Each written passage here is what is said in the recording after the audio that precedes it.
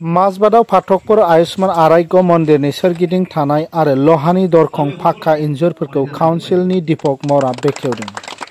उदालगुरि जिल्लानि माजबादाव थानाय फाथकपुर आयुष्मान आराग्य मन्दिर न'नि 30 गोनां फासनै सेरफां काउन्सिल बियाबनि काउन्सिलर दीपक मरा फाक्का इन्जुर आरो लहानि दरखंखौ बेखेवो। बिटिसि सरकारनि सावस्रि बिफाननिफ्राय 2024-25 बोसोरनि थिखानाय रांजों फाथकपुर आयुष्मान आराग्य मन्दिरनि नब्लाङाव लुनाय सोरबिथिंनि फाक्का इन्जुर आरो लहानि गेटखौ बेखेवनानै बिथाङा बुङोदि बिटिसिनि बिजेपि आरो इउपिपिएलनि जथाय सोरखारनि समाव बे ओनसोलाव जौगानाया मोनसे गोदान दिगजों दावगादों। बेनिखायनो जौगानायनि आखुथाया बिटिआर हालामनि खना खनला बयनिख्रुइबो गोग्लैसोनाय ओनसोलफोरावबो लाफादों।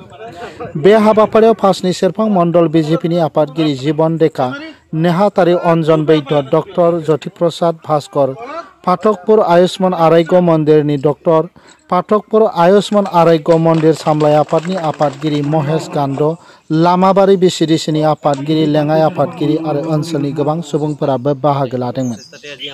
এই বান্দৰডালটো আমি পালোঁ, তাৰ তেখেতক অশেষ ধন্যবাদ। তাৰ লগতে আমাৰ আৰু দুটামান আৰু সমস্যা আছে। NM বাইদেউগৰাকী তেওঁ ইয়াতে 24 ঘণ্টাই থাকিব লাগে আৰু যিহেতু আমাৰ ইয়াতে ডেলিভাৰী মানে প্ৰসৱ যিটো হয় ডেলিভাৰীৰ ক্ষেত্ৰত বহুত যথেষ্ট হয়। তো তাৰ ক্ষেত্ৰত বাইদেউজনী এতিয়া বৰ্তমান তেওঁ বেলেগত থাকিব লগা হৈছে, যিহেতু ভেটেনেৰী কোৱাৰ্টাৰ আছে তেওঁ তাত থাকিব লগা হৈছে। তো গতিকে তেখেতক আমি এতিয়া এই মঞ্চৰ পৰাই তেখেতক এটা অনুৰোধ জনাম যে আমাৰ নাৰ্ছ বাইদেউৰ কাৰণে যদি এটা কোৱাৰ্টাৰ আমাক দিয়ে তেতিয়াহ'লে আমি আৰু আনন্দিত হ'ম। আৰু তাৰ লগতে আৰু এটা যদি আমাক এটা টয়লেট দিয়ে, মডেল টয়লেট, তো আমাৰ এক্সট্ৰাকৈ আমাৰ তেওঁলোকৰ মেল ফিমেল বা তেনেকুৱা টয়লেট নাই।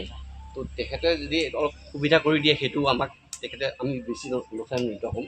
অসমখনক লৈ গৈছে, আমি অসমত পৃথিৱীৰ বা ভাৰতবৰ্ষৰ বিভিন্ন যি উদ্যোগপতি আছে তেওঁলোকে আহি যাতে ইয়াত উদ্যোগ স্থাপন কৰিব পাৰে, সেই তাৰ বাবে সেইখন এখন হেৰি পাতিলে তেওঁলোকে ইয়াত আহি বিনিয়োগ কৰিব আৰু তাৰ ফলত লাভান্বিত হ'ম আমাৰ ল'ৰা ছোৱালীখিনিয়ে কি হয় এই অঞ্চলতো আপোনালোকক ঘৰটো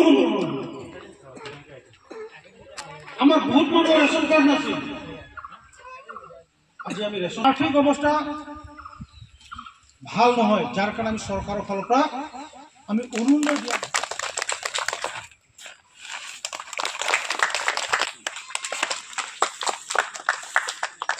সম্বোধনা জনাইছোঁ।